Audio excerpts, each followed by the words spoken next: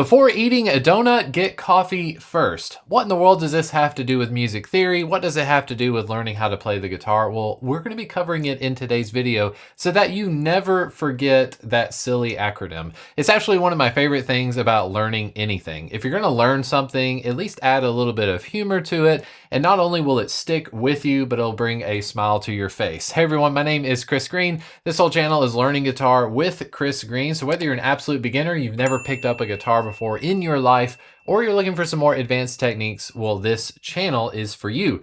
The best thing you can do to support the channel for humans like me that are avoiding AI as much as possible is to hit the like and subscribe buttons while you still can. That lets the YouTube algorithm know that videos like this and channels like this are actually pretty interesting. Now, this video is actually the third video in the series I'm doing on music theory for guitar players. You don't have to have watched the other two videos, but I highly encourage you that if you're taking this seriously, you're wanting to learn music theory at a very gradual pace, go back and watch those videos. I'll be doing some recap in this video, so you won't be completely lost. But if you want to learn music theory, just know that trying to cram it into one 15-minute video is almost impossible. We can certainly cover a lot of music theory, but you'll walk away being confused or you'll be overwhelmed. So I'm really trying to put these in bite-sized pieces. Before eating a donut, get coffee first. This is an acronym that we actually wrote out on one of our note cards from an earlier video. So you remember on one side of the card, we have fat cats get dizzy after eating breakfast. And the other side, we have this bead GCF. Now, back when I was in school, I simply just memorized bead, B-E-A-D, kind of like a bead on a necklace. And I thought greatest common factor. Greatest common factor is something that we're familiar with from having math, but really whatever is going to work for you. Many of the subscribers and people reach out in the comment section. You've got really funny ways of memorizing these letters. It's totally up to you, whatever you want to go with. But I have fat cats get dizzy after eating breakfast. That tells me about my sharps, and then bead GCF, or before eating a donut, get coffee first. But today's video is pretty exciting because we're really starting to tie up a lot of these loose ends that I personally started a few videos ago for you. So let's focus in on these flats. First of all, first and foremost, as a guitar player, why should you care what a flat is? Don't guitar players just only play in sharps? Well, just real basic stuff. What is a sharp? What is a flat? If I go to the note C, which is the 3rd fret of my A string, that is C natural. Whenever we're adding a sharp or a flat, those are referred to as accidentals. Now, accidentals are basically modifying a natural note to be something else. So instead of playing C natural, if I wanted to play C sharp, what would I do? Now on the guitar, it's very simple because every fret that you see, every vertical bar we have here, these are half steps. So a sharp is going to raise a note up 1/2 step. So instead of the 3rd fret of the A string, C sharp is actually going to be the 4th fret of the A string. Here is C natural. Here is C sharp. Now back from C natural, if I want to go to C flat, flats actually lower the note. So a flat will lower C natural to C flat. C flat is also referred to as B natural. Now this is where some confusion will come in.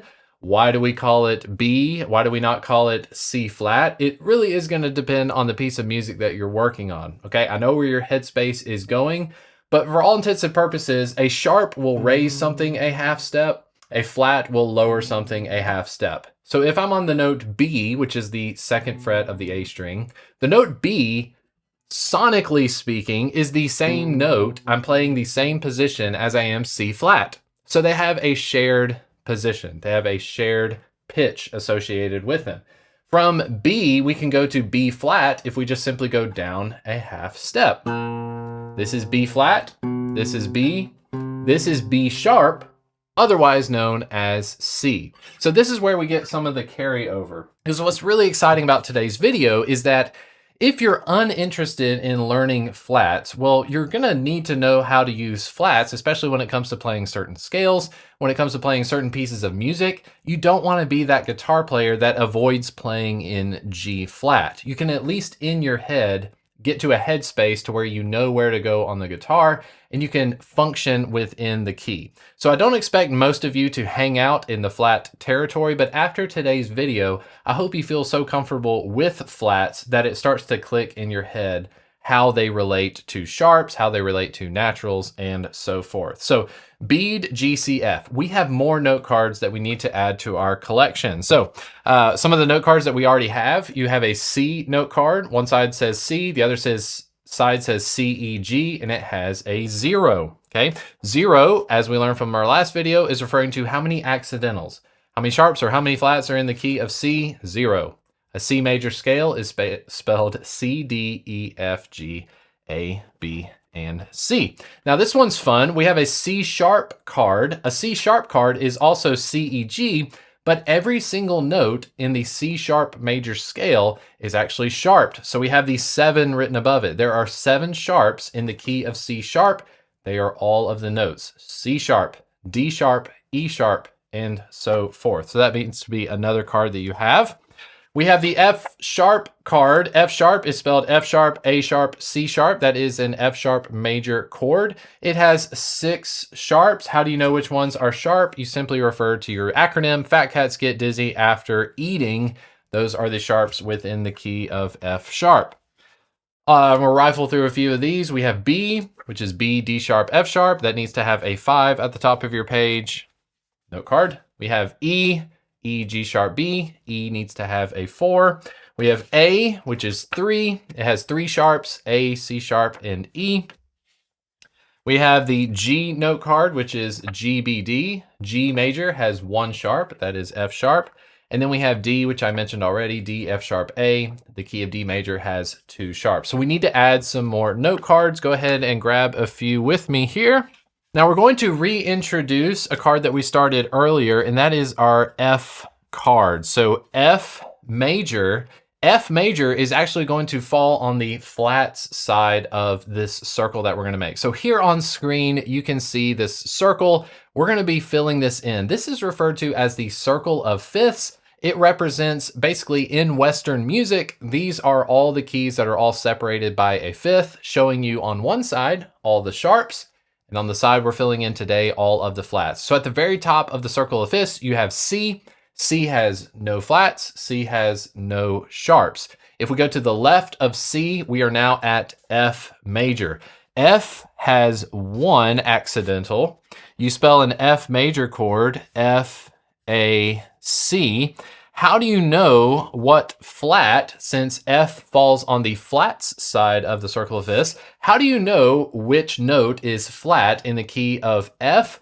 You count your bead G, C, F. B flat. So in the key of F major, there is 1 flat, and that flat is B flat, okay? We're gonna make our note cards real quick, and then I'm gonna show you something that's truly going to, if you're new to this, truly gonna blow your mind. Super interesting. So since we're going to the left side of the circle of fifths, everything is still separated by a fifth, but we need to go backwards. So a fifth below F is actually B flat. So we're gonna make a B flat card, and when you're writing a flat, you're simply just writing this little lowercase b next to it. B flat is going to be 2. We're going to spell a B flat chord as B flat, D, and F. So here we have our B flat. And on the back side, I want you to write B flat. I want you to have the number 2. And I want you to write a B flat major chord, which is B flat, D, and F. Maybe you're starting to notice we just went through our sharps keys. Maybe you notice something very familiar going on with this B flat major chord. So there are 2 flats in the key of B flat. What flats are they? They are B flat and E flat. Everything else are natural, okay? Let's keep moving on here. We're gonna go a fifth below B flat, and we're gonna go to E flat.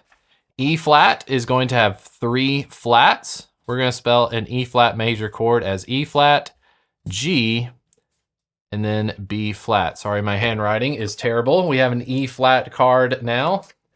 E flat is 3. We have E flat, G, and B flat. Again, how do we know which notes are flat in the key of E flat?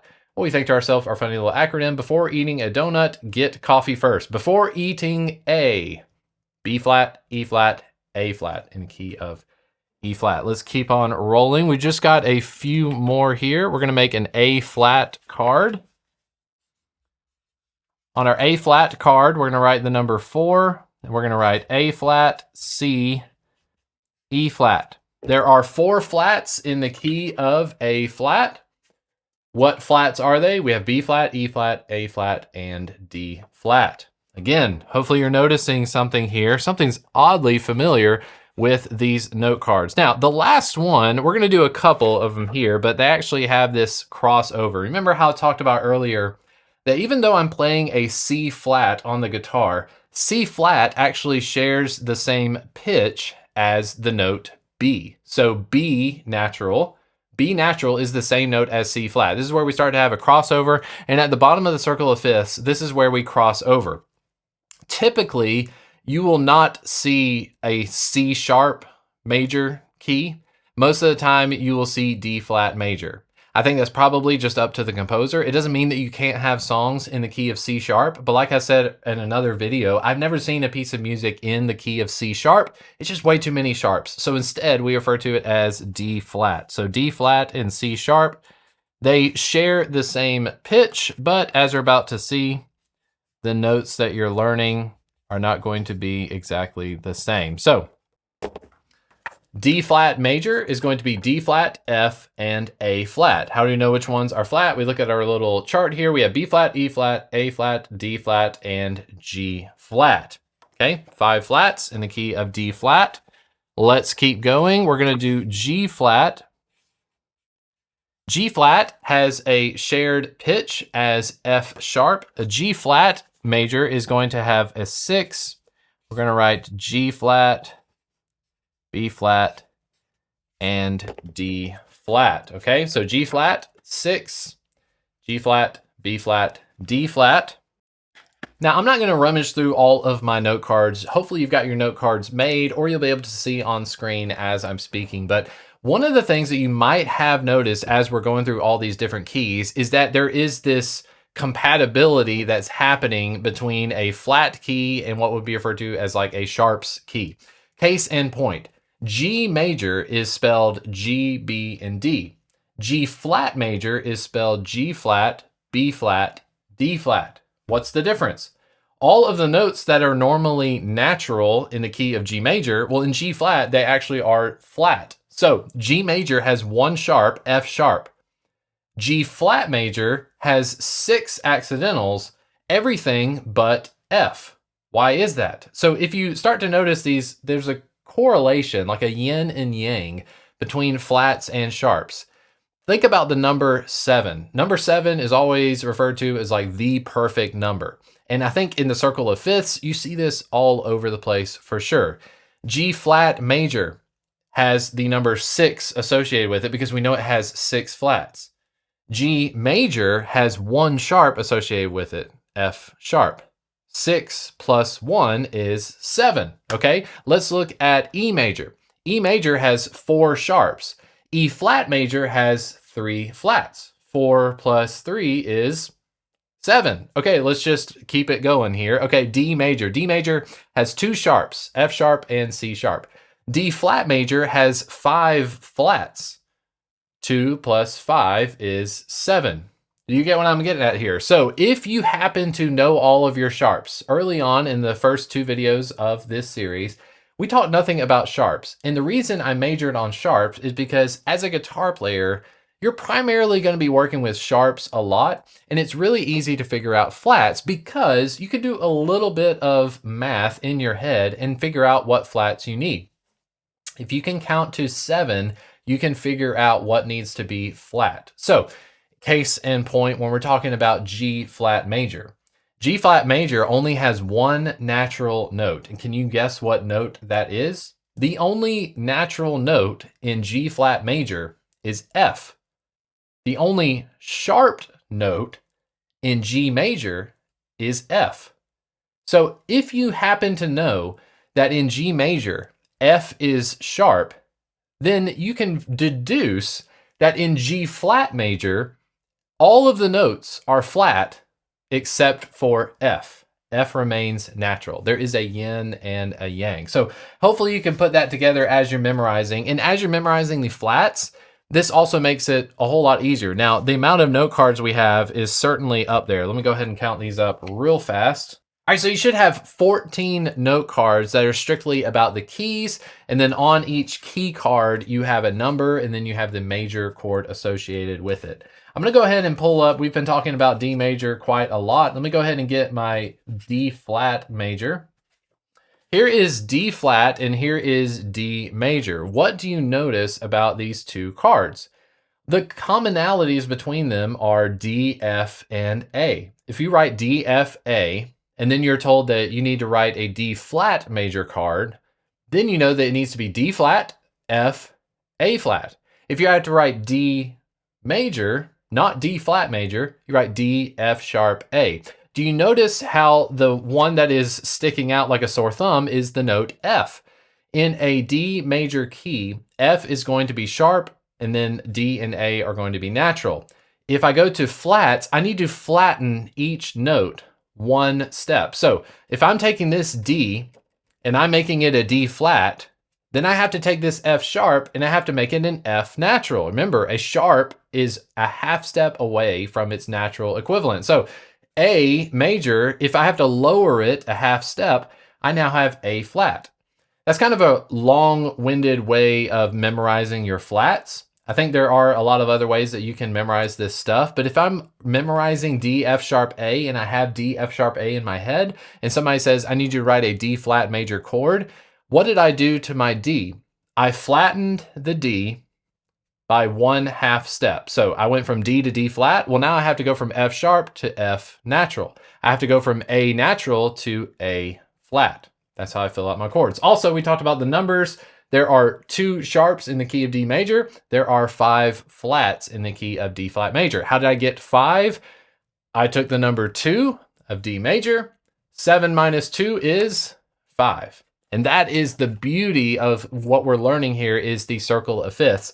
But before you move on, and before we have not covered, literally when it comes to music theory, there is so much more that we are going to be covering here on the channel, specifically with the circle of fifths. But one thing I want to press upon you is take your 14 note cards, and I want you to, for sure, I want you to be able to memorize the letters that go with each major chord. So if you have E flat here, I want you to say E flat, G, B flat. I want it to be that fast. It's going to come up so often as we are building chords together, not only in theory, but also on the guitar. As you're starting to learn how to play chords, you start noticing all of these patterns of how you build a major chord. But we're not only going to learn how to spell the chord, we're also going to learn how to alter these chords. So I can't press this upon you enough. If this feels overwhelming or you haven't mastered memorizing these 14 note cards, take the time to learn it, okay? I would give you 7 days in between lessons because when I was in school, this was the expectation. If we had music theory on Tuesday and Thursday, Tuesday and Thursday would be a lot of introduction to new theory, new elements of music theory. But then within the next week, we were expected to know what we covered the previous week. So on YouTube, it's quick to just jump from video to video, like really quickly. I would highly encourage you space this out. You should be able to say whatever the note is, whatever key we're in. If we're in E flat, you should say E flat, G, B flat, and you should say 3. There are 3 flats in E flat. Those flats are going to be B, E, A. I don't know it's B, E, A. Well, I have a silly little acronym. Before eating a donut, get coffee first. Let me know what your favorite acronym is so far. If you have your own acronyms that you've been learning as we're going along or whatever worked for you in music theory. But hang around as we have our next video. We're going to be taking these chords and we're going to be manipulating them in the funnest of ways. My name is Chris Green. I want to thank you so much for watching this video. Make sure you hit the like and subscribe buttons to support channels just like this, and I will see you at the next video. Take care.